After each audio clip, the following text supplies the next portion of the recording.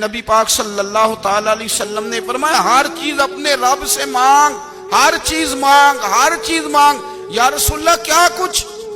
میرے محبوب نے فرمایا تیرے گھر میں نمک بھی ختم ہو جائے تو وہ بھی اپنے رب سے مانگا کر، تو مانگنا وہ تجھے دے گا، تو اس کی بارگاہ میں کشکول طلب دراز تو کرنا۔ اور ترمذی شریف میں عجیب لفظ ہیں، رسول کائنات نے فرمایا، رب کریم فرماتے ہیں جب میرا بندہ ہاتھ اٹھاتا ہے نا تو مجھے حیا آتی ہے کہ میں خالی کیسے لوٹا دوں اس کے۔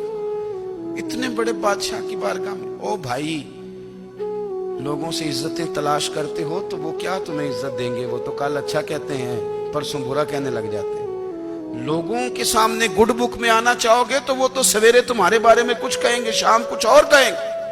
اپنی روحانی زندگی آباد کریں، اپنے مسلح کو وقت دیں، اور دنیا سے چھپ کر اس موبائل کو بند کر کے اور اپنے آپ سے بھی چھپ کے اور تنہا ہو کے چھپا کے سارا کچھ اپنے آنسو اپنے رب کی بارگاہ میں پیش کریں، اس کے حضور حاضری دیں۔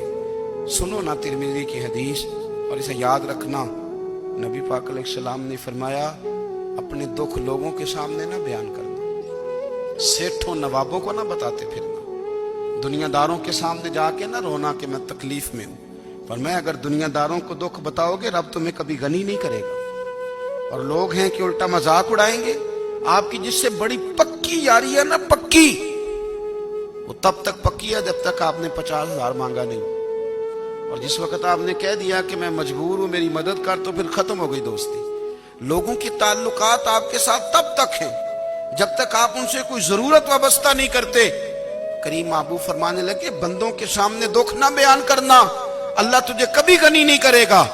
تو اپنے دکھ اپنے رب کو بتا، تو دعائیں مانگ، تو اس کی بارگاہ میں حاضر ہو، تو اس کے حضور عرض کر۔ فرمایا اپنے دکھ اپنے رب کو بتا، وہ جلدی کرے یا دیر سے کرے تجھے ساری دنیا سے بے نیاز کر دے گا، تجھے کسی کا محتاج نہیں رہنے دے گا۔